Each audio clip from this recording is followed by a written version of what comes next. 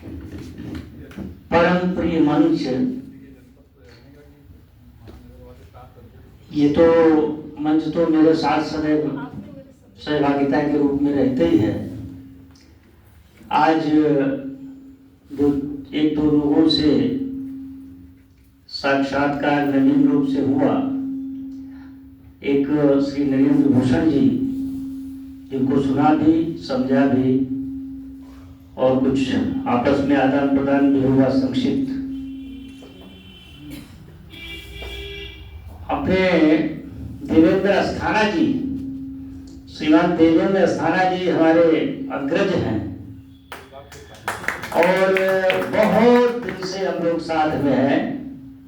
इतनी आत्मीयता उससे मिली और आज इस प्रतिष्ठान के महामंत्री के रूप में मैं जानता तो था कि शायद यहाँ कुछ कर रहे हैं, लेकिन इस प्रतिष्ठान के सर्वे सर्वा मेरे संचालक महामंत्री माने सब कुछ होता है, जैसे ममता जी चलाती हैं तो बड़े संगठन को, तो वैसे ही महामंत्री या प्रबंधन जो होता है वो प्रमुख होता है। अध्यक्ष तो मेरा जैसा स्टैंड होता है। जैसे प्रधानमंत्री जी नरेंद्र मोदी जी हैं, मुर्मू जी बेचारी राष्ट्रपति हैं।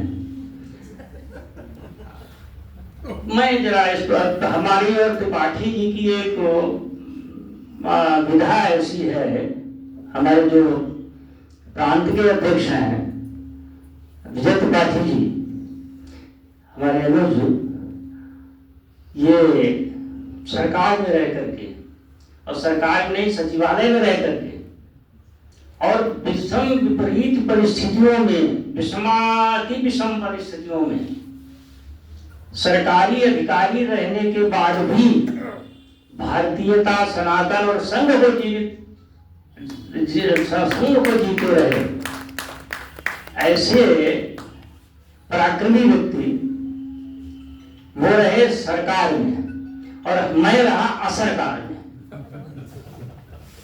मैंने सरकारी नौकरी पाई, बड़ी अच्छी अच्छी नौकरियां मिली, मैंने कहा भाई नौकरी नहीं करूंगा, छोड़ के मैं असरकारी रहा। तो हम दोनों लोगों के काम तो अलग अलग रहे, लेकिन एक जो स्वभाव होता वो एक जैसा है। हम लोग मन में कुछ नहीं रख पाते, जो असरकारी अच्छा है या बुरा है, जो है वो सामने है। अपने ऊपर कोई बोझ लेके नहीं चलना, जो बात सीधी हो सीधी कह देना और जो समझ में आए वो कह देना। तो मुझे लगा जो संघ, उसमें एक तो है कि विशाखा संगठन आता है, मैंने लिखा है कहीं। मैं कई जगह फेल हुआ क्यों, मैं संघ का विद्यार्थी नहीं था, संघ में कभी मैं गया नहीं। संघ ने मुझे आत्मसात कर लिया, कब कर लिया मैं जान नहीं पाया।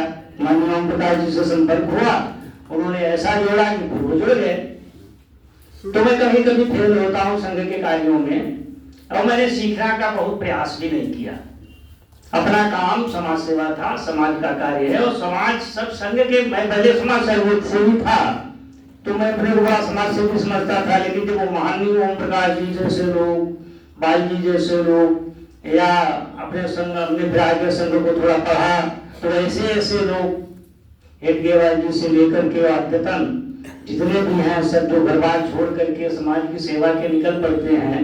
तो मैं सोचता हूँ एक दिन घर छोड़ना आदमी के लिए मुश्किल है, बेचारे पूरा परिवार, पूरा संसार छोड़े घूम रहे हैं समाज के लिए, तो उनसे बड़ा कौन हो सकता है। इनके साथ लग लो, तुम समाज से भी मत बनो खाम खा के। समाज में, गाँव में, घर में, परिवार में रहने वाला आदमी क्या समाज सेवा करेगा? वो स्वार्थ ही तो उसके साथ जुड़ा है, उसका परिवार भी उसके साथ जुड़ा है। तो इसलिए इन्हीं में जुड़ लो, तुम भी कुछ माने जाने लगोगे। तो अब मैं आया इस पे, अपने संघ पे। भजन्ति ते मोर धियः परावरम भवन्ति माया विषयेन मायिना। किरातार्जुनीय में भारवी ने कहा, लोगों ने मेरे भारत पर आकर के पदाक्रांत किया, रूप बदल करके, नाम बदल करके, अपने विभिन्न प्रकार के उपक्रमों को बदल करके आकर हमारे ऊपर शासन किया। हम थे वसुधैव कुटुंबकम को जीने वाले भारतीय, लेकिन हमारे पास सब कुछ था जिसे हमने विस्मृत कर रखा था। हमारे जनमानस ने महाभारत काल के बाद जो अपना स्वरूप बना रखा था प्रशासनिक, उसमें महाभारत काल में जितनी विशिष्ट हमारी प्रतिभाएं थी लगभग समाप्त हो चुकी थी। उसके बाद राजाओं का युग आया। उसमें हमने आते हैं जब महोबा से लेके बुंदेलखंड में तो पढ़ते हैं जाकी विद्या नीकी व्याख्या तरीका जगल ले दिया है। उनकी केवल सत्ता लोलुपता और स्त्रैण हो जाना राजाओं का, और छोटे छोटे शुद्र अपने स्वार्थों के लिए अपनों को ही काट डालना, मार डालना। और यहाँ के बाद में जब हम आते हैं, जब अंग्रेजों ने मुसलमानों ने हमारे शासन किया, उस समय हमारे ही लोग राणा प्रताप के खिलाफ रहने वाले कितने लोग थे, वो सब वही उन्हीं के लोग थे। ये हमारी भारतीय स्थिति बन चुकी थी राजतंत्र की। हमारे एक दूरदर्शी महामना ने, हम इतने गढ़ चुके थे, इतने मिट चुके थे, इतने निपट चुके थे, इतने गहरे में थे कि कुछ भी कर नहीं सकते थे। अंग्रेजों ने शासन तंत्र में बांध दिया पूरे भारत को। तो हमारे जिन मनीषी ने इस संगठन की स्थापना की, उनके मूल में एक बात आई जो शायद अभी आप लोग, मैं अभी मेरे कल ही दिमाग में आई है, तो मैंने उसे आज ही व्यक्त करना ठीक समझा कि ये संगठन औपचारिक रूप से कभी पंजीकृत क्यों नहीं कराया गया।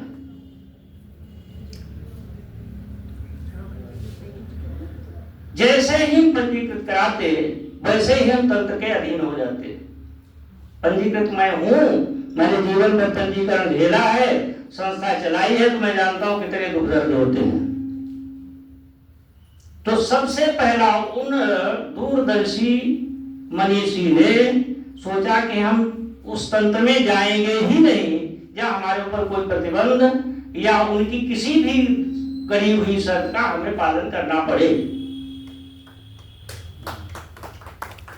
क्यों कौन जी? आज तक संघ हमारा जो है वो किसी तंत्र में तंत्रित नहीं है, स्वतंत्र में है। स्वतंत्र तो मतलब अपना तंत्र है और हम स्वतंत्र हैं। स्वतंत्र के दो अर्थ हैं, अपना तंत्र है और हम पारतंत्र से अलग है, पृथक है। पहला संघ समझा, मैंने जो संघ समझा, क्योंकि मैं पहले से पंजीकृत हूं। मैंने पहला गलती क्या की कि मैंने पंजीकरण अपना करा लिया सन 81 में, तो पूरे जीवन भर उस तंत्र को झेला। तो मुझे लगता है उन्होंने पहली दूरदर्शिता क्या की थी कि हम परतंत्र में नहीं रहेंगे। और ये मैंने जो वाक्य पहले किया क्रियाकार्य को, भवन्ति माया विश्वेन मायना सखे साक्ष्यम समाचार्य टेट फाटेट, मतलब तुमने जिस तरीके से हमारे ऊपर तंत्र किया है, तो हम भी इसी तरीके धीरे धीरे धीरे धीरे धीरे प्रसार अंदर अंदर करते करते आएंगे और एक वैश्विक क्षितिज पर जब तक जाएंगे जब तक तुम जान ही नहीं पाओ। तो ये संघ है। बाकी तो पवन जी से बढ़िया तो बताने वाला है नहीं, इन्होंने पूरे देश को बता रखा है और पूरे देश में जय जयकार कर रखी है। तो संघ और क्या नाम संगठन तो ये बताते हैं। मुझे तो थोड़ा बहुत जो समझ में आता है मैं आपस में बात कर लेता हूँ और बस मुर्मू जी जैसे आकर के अपना काम कराता हूँ, संगठन का चलाता हूँ, चलाऊंगा और पूरे देश को बहुत आगे ले जाना है साहित्य परिषद को। और आप सबसे मिलता जुलता है वही संस्था में, ये हमारी एक कामना है। और आप सब लोग निर्द्वंद होकर के साहित्य परिषद का बढ़िया से छोटे विषय उठा करके, और जो मैंने नागेंद्र जी से कहा है, क्या नाम, नरेंद्र जी से, कि जो भी आप सब लोग सुन लीजिए, साहित्य को बढ़ाना है तो एक शीर्षक जरूर दीजिए। जैसे हमारे पंचप्राण है शीर्षक है, पंचप्रण में 50 शीर्षक बन सकते हैं। छोटे छोटे शीर्षक अपनी गोष्ठियों में दीजिए और उस पर लिखाइए। एक कविता आज लिख ली, हर मंच पर वही गा रहे हैं, अंतरराष्ट्रीय कवि हैं, वो कविताएं बंद कर दीजिए। उससे न कुछ देश का बनने वाला है, न कुछ परिवेश का बनने वाला हो, न हिंदी साहित्य का बनने वाला, न किसी साहित्य का, जिस साहित्य का वो रचयिता है उसका कुछ बनने वाला है। रचना धर्मी बनिए। रचना धर्मी में कभी लिखिए, थोड़ा लिखिए, 1 लाइन लिखिए, 2 लाइन लिखिए, 1 छंद लिखिए, और बहुत जरूरी है उसका प्रकाशित करते होंगे। मैंने संस्कृत के इतिहास को वहाँ वाराणसी में मेरे शायद शास्त्री प्रथम वर्ष में था, उसमें ऐसे बहुत अज्ञात नाम विद्वान थे जिन्होंने एक भी लाइन अपनी लिखी ही नहीं। उन्होंने कहा ना, इतना साहित्य लिखा भरा पड़ा हुआ है, उसका पढ़ना प्रचार करना ही सबसे बड़ी साहित्य सेवा है। तो हम लिखें जरूरी नहीं, हम लिखाएं। तो मुझे लगता है कि अध्यक्ष का भाषण वैसे ही ऐसा होता है। मैं बार बार कहता हूं कि सबको थकाने वाला, सबको छकाने वाला, और हम तो मुक्त करने वाले अध्यक्ष हैं, सबको प्रसन्न रखने वाले हैं। तो जय भारत, जय भारती, धन्यवाद।